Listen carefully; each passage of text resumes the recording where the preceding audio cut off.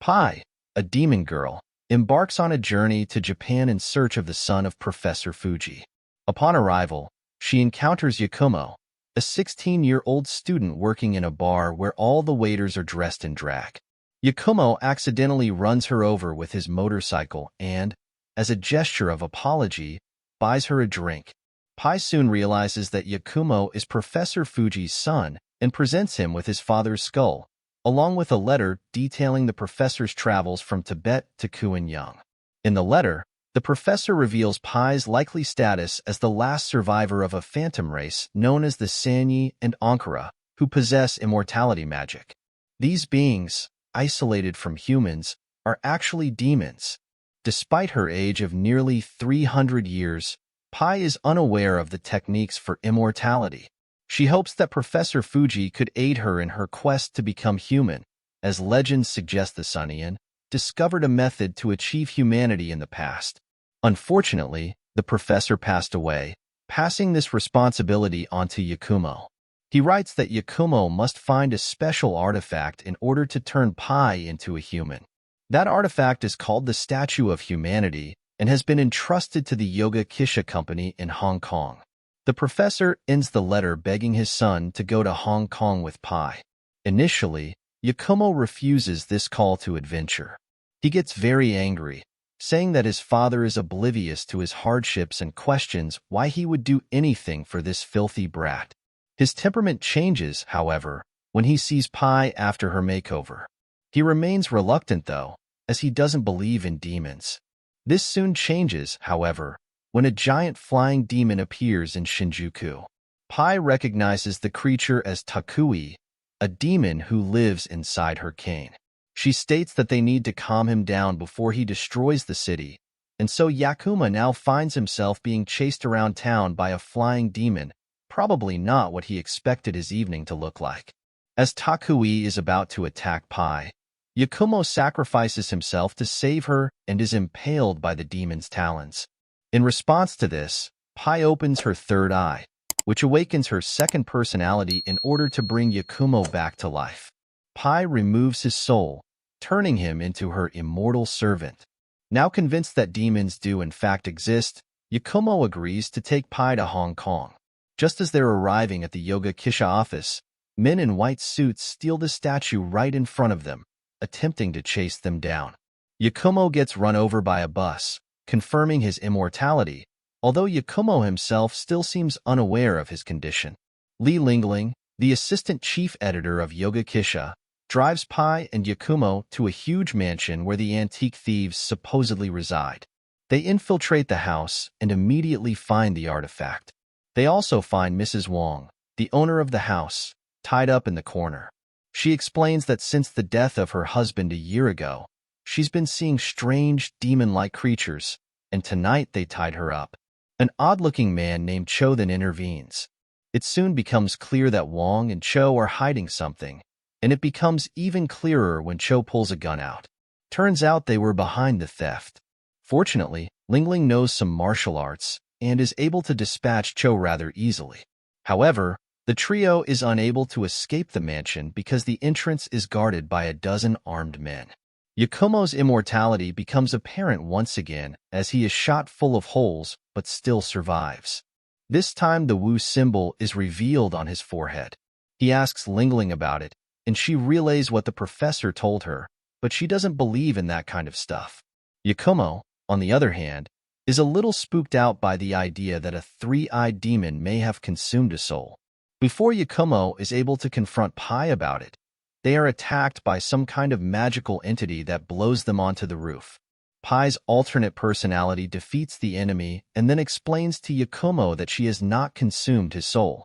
Cho joins them on the roof and summons a large demon. After an arduous battle, Yakumo is able to defeat the monster by electrocuting it. However, before he dies, Cho beams the statue up to a giant hand in the sky.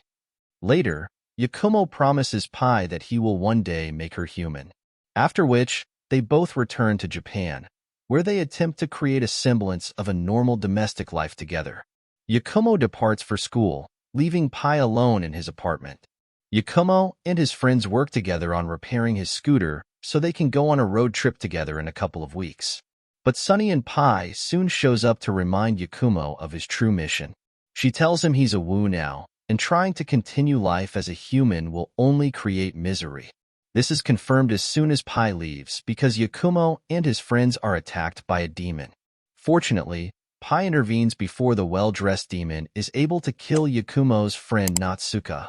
The demon is intent on consuming Pai in order to become immortal, but she gets rid of him rather easily. Upon returning home, Yakumo sees that his apartment has been trashed and finds Pai passed out at his boss's place next door. He explains the situation and assumes Pai is responsible for the state of his room. His boss gives him the advice that it's too late for him to go back to a normal life now, and that he and Pai should leave. The next day at school, Yakumo's friends try to avoid him because of what they witnessed yesterday, and Natsuka is downright traumatized. Rumors of Yakumo's supernatural abilities soon spread around school, providing him with further proof that he must leave town. Now on his way to pick up his scooter, he bumps into Pai, who says she wants to go to school so she can make friends too. Yakumo resolves himself to find the Statue of Humanity so he can one day return to his normal life. Pai then meets Natsuko, and in her Sunny state, she explains that every time a member of her race uses their powers, they are forced to rest, during which time they are weak, which is why they enslave a mortal Wu in order to protect themselves during this period of vulnerability.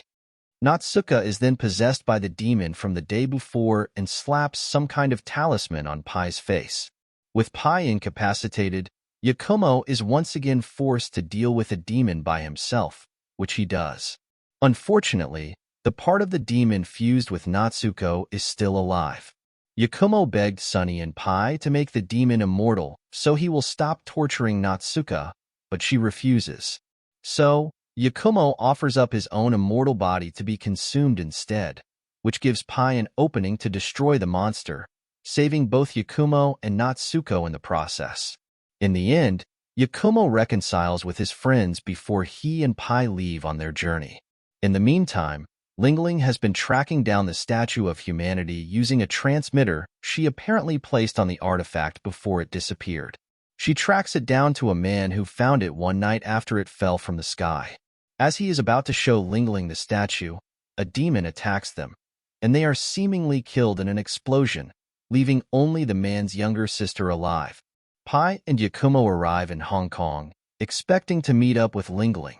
Instead, they are greeted by the sister, Mei Xin, who immediately attacks them after they mention the statue. She believes them to be responsible for her brother Steve Long's disappearance and offers to give them one of the statue's broken-off skulls in exchange for him. They are interrupted by mysterious masked men who assault them and then drive off with the skull, which is starting to seem like a common occurrence at the Yoga Kisha offices. In the aftermath of the attack, Pai reveals that she sent her cane demon to Kue after them. As they're tracking down to Kue, Matayon explains that her brother is actually a psychic who earns a living performing exorcisms. The trio arrive at the hotel where Steve Long is being held captive. In the elevator, they are attacked by a demon. Takui flies in to protect them but is immediately defeated. The group is subsequently separated. Yakumo eventually comes across Steve Long, who tells him about Kai and Wong, the demon that this cult worships and even performs virgin sacrifices for, which is what they plan on doing with Mei Xin. While fighting the demon, Yakumo is able to retrieve the Statue of Humanity and threatens to destroy it if the demon doesn't explain what they want to use it for. The demon tells the story of a powerful master who was able to unite all the creatures of darkness. It is this great Kai and Wong who wants the statue, and he has promised to grant immortality to the one who brings it to him. The only problem is that no one knows where Kane Wong is or how to find him, although legend has it that he was imprisoned by an unknown force over 300 years ago. The demon is able to grab Yakumo and takes possession of his right arm in order to sacrifice Mei Xin. However, Yakumo manages to cut off his right arm using the blade in his other hand just in time. This is when Pai finally arrives to save the day using a machine gun. Turns out Lang Ling is also alive and had disguised herself as a cultist in order to survive. Together, they are able to fend off the demon and escape. However, As the group is about to leave on Wong's helicopter, they notice Pai is missing. She has become entranced by the statue of Kai, and Wong experiences some kind of ancient vision. Her other self tells her not to remember as it took so long to forget these horrors. Yakumo returns for one final round against the demon, whom he manages to kill using his cut-off hand from earlier before he is able to reach Pai. She is approached by a mysterious man whose intentions remain unclear. He tells Yakumo to give up the statue of humanity as it belongs to them. Sanine Pai arrives and identifies the man as Benares. She declares that she will stop Kane Wong's resurrection at any cost, to which Benares responds by disappearing into thin air. Yakumo suspects that the man is Kai and Wong's Wu, but Pai turns back to her clueless self before he can get his explanation. Meanwhile, Mei Shin's shadow is infiltrated by some kind of demon that takes possession of her body, and before she knows it, she's killing guards and, as you can probably guess, stealing the statue of humanity. Sanine Pai destroys the shadow demon in no time, and Mei Shin passes out. Benares then visits Sanine in the form of Takui, asking her to bring the statue to Aberdeen by tomorrow morning. When she came to, Pai was the only one left. While the others are celebrating Steve's recovery, Pai leaves on her own to defeat Benares. Her Sanine personality tells her not to go alone, but she responds that she doesn't want to put the others in danger. Noticing that Pai is missing, Yakumo runs towards Aberdeen but is stopped in his tracks by a giant explosion. Sometime later, Yakumo is seen on a train. He vows to find Pai so they can both become humans together. Thank you for watching, and don't forget to like and subscribe to our channel.